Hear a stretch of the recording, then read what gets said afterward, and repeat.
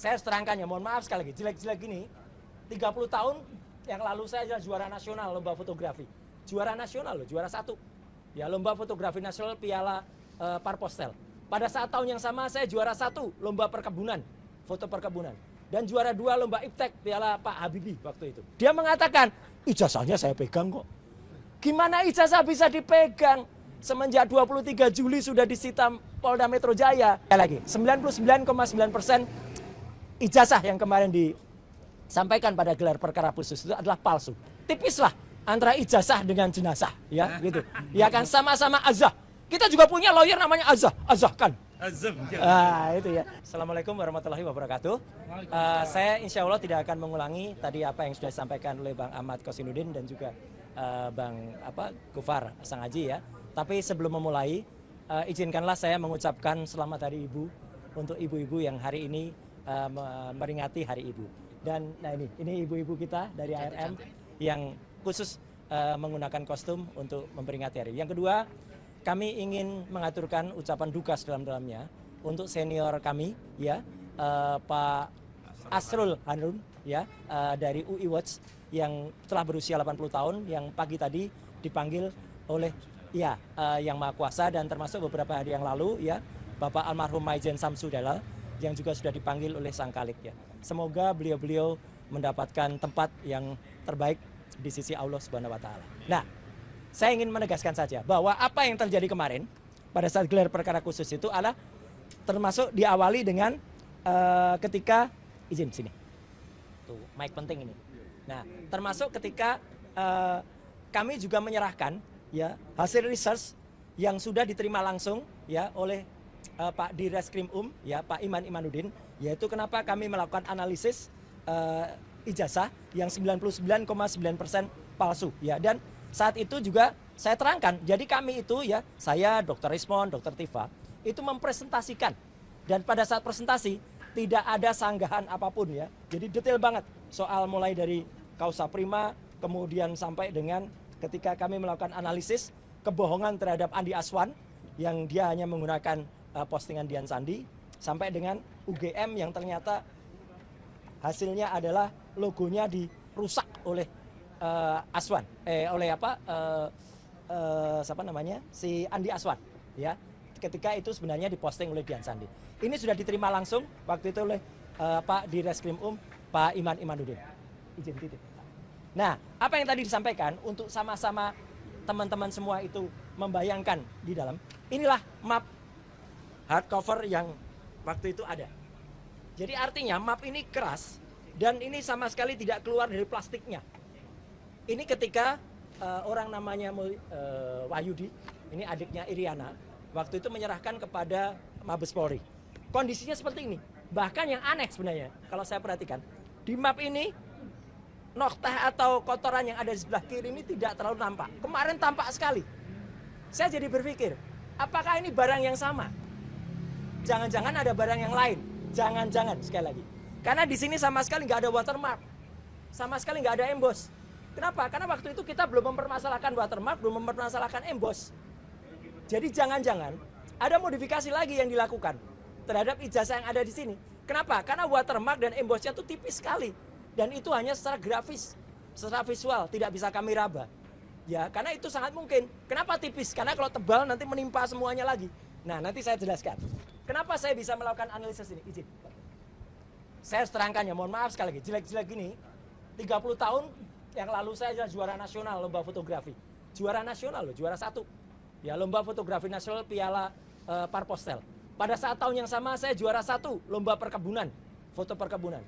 Dan juara 2 lomba iptek Piala Pak Habibie waktu itu. Ya, dan saya juga orang yang tidak hanya berkutat di dunia fotografi motret. Saya adalah orang sejak SD. Sekali lagi, sejak SD, sejak tahun 78, saya sudah mencetak foto di kamar gelap sendiri di rumah saya di Pakualaman. Jadi saya mengerti betul apa itu fixer, developer, kemudian pengembang dan lain sebagainya. Jadi foto itu bisa kita cetak sendiri, tapi kemudian hasilnya pun tergantung kualitas bahan kimianya. Saya menulis tulisan panjang di beberapa media bahwa kalau prosesnya tidak benar, maka foto itu usianya kurang dari 10 tahun itu sudah ada tanda-tanda dia menghilang gambarnya atau bluish atau blur. Ya, dan itulah yang terjadi izin, pada ijazah ini. Yang kemarin kita lihat seperti ini. Fotonya sangat jelas, sangat tajam. Sekali lagi saya pastikan, 99% tidak mungkin foto ini dibuat 40 tahun yang lalu. Cetakan ini dibuat 40 tahun yang lalu. Kalau cetakannya dibuat kira-kira baru sekitar 10-15 tahun yang lalu mungkin. Karena sangat kontras, maaf Pak. Sangat kontras. Tidak mungkin foto sangat kontras ini.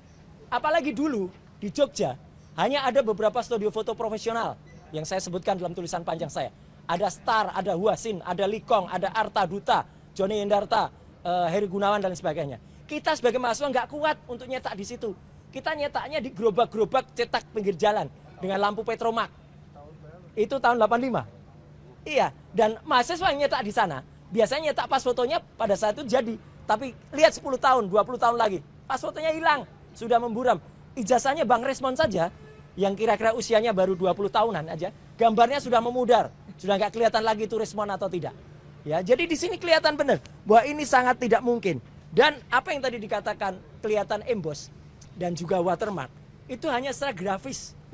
Watermark itu kalau dia ijazah benar, dia sangat tajam seperti ini, maaf. Nah, ini ijazah benar ini. Watermarknya nampak betul. Embossnya pun juga nampak betul dan bisa diraba. Bagaimana kita bisa meraba kemarin ya? Ijazah itu ada dalam stop map dan ada plastiknya. Sekali lagi tidak bisa dikeluarkan. Atau tidak boleh dikeluarkan. Kalau dikeluarkan kita bisa intip. Ketebalannya kira-kira berapa itu kita bisa intip. Karena harusnya tebal. Tidak setipis itu. Itu ya teman-teman. Dan kemarin, izin. Ada yang aneh. Bagaimana bisa? Polda Metro memastikan 2 ijazah ini identik. Ini dari versi Mabes Polri pada tanggal 22 Mei. Ini pada tanggal kemarin di Polda Metro.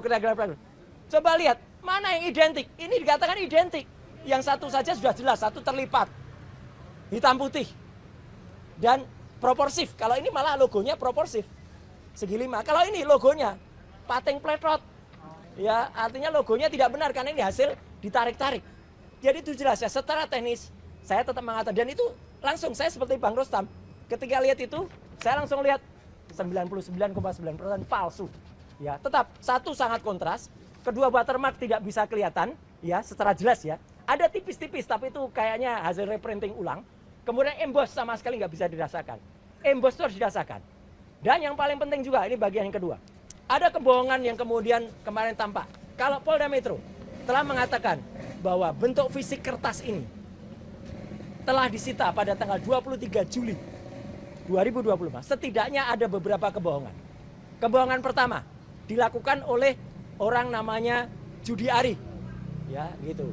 Saya mengatakan bukan Budi Ari, Judi Ari, ya gitu. Pada tanggal 24 Oktober bersama dengan Freddy Damanik, yang itu mengatakan kalau ijazahnya asli. Budi Ari mengatakan begitu. Damanik juga mengatakan, bahkan menyebut nama saya. Kalau soal ijazah tanya Roy Suryo aja lah, gitu. Dia mengatakan itu di depan sumber, dan dia mengatakan asli. Dan kemarin berusaha berbohong di salah satu TV swasta. Freddy Damanik mengatakan, saya mengatakan scan. Saya putar langsung rekamannya. Ini. Tapi kemudian Mbak Elvira waktu itu tidak menunjukkan karena yang diputar adalah TV lain. Ya, tidak diputar di TV itu. Tapi artinya apa? Dia tidak mengatakan scan, dia mengatakan ijazahnya asli. Itu kebohongan pertama. Dilakukan oleh Budi Ari dan Freddy Damanik. Kebohongan kedua dilakukan oleh namanya Andi Aswan pada tanggal 19 dan 25 November. Yang telah mengakibatkan kerugian material pada seseorang, namanya adalah Michael Sinaga. Wah, itu orangnya. Dia sudah melaporkan dan sukses, teman-teman ya. Harap diingat. Andi Aswan sudah timbul LP karena mengakibatkan kerugian material pada seseorang yang harus hadir di acara itu, tertarik hadir dia karena disebutkan ijazah asli scan. Ternyata palsu, bukan scan. Dan kerugian dan kebohongan ketiga dilakukan oleh siapa? Joko Widodo sendiri.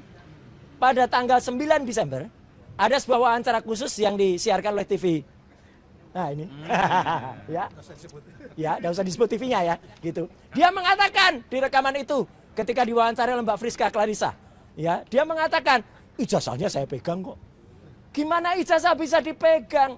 Semenjak 23 Juli sudah disita Polda Metro Jaya, dan dia mengatakan ijazah sudah dipegang itu pada wawancara khusus eksklusif yang baru ditayangkan tanggal 9 Desember. Jadi setidaknya ada tiga pihak yang melakukan kebohongan pada tanggal 24 Oktober, pada tanggal 19 dan 25 November dan pada tanggal 9 Desember ketika itu diputuskan. Jadi sekali lagi teman-teman semua, saya bisa pastikan sekali lagi 99,9% ijazah yang kemarin disampaikan pada gelar perkara khusus itu adalah palsu. Dan nggak apa-apa kalau tadi rekan Kosinudin sedikit slip of tongue, biasa ya. Namanya wakil rektor UGM saja slip of tongue mengatakan Joko Widodo sukses telah lulus dari Fakultas Kedokteran. Ya, Mas Kosinudin tadi mengatakan ini ijazahnya Joshua. Ya tipis lah antara ijazah dengan jenazah, ya gitu. Ya kan sama-sama azah. Kita juga punya lawyer namanya azah kan. Azam. Itu ya. Ya, nah itu azam kan. Jadi artinya ya kami insya Allah kalau ini tidak slip of tongue. Jadi kami semua ketika gelar perkara khusus itu benar-benar melihat bahwa pada saat gelar perkara khusus kami tidak melihat dengan jelas yang namanya watermark ya. Kalau ada itu grafis. Emboss tidak bisa emboss itu harus diraba. Bagaimana kami bisa memegang, meraba, itu tidak dikeluarkan. Dan kalau ada tangan seseorang yang katanya kami bisa meraba, menembus. Apa bisa tangannya menembus? Nggak mungkin tangan itu menembus begitu ya.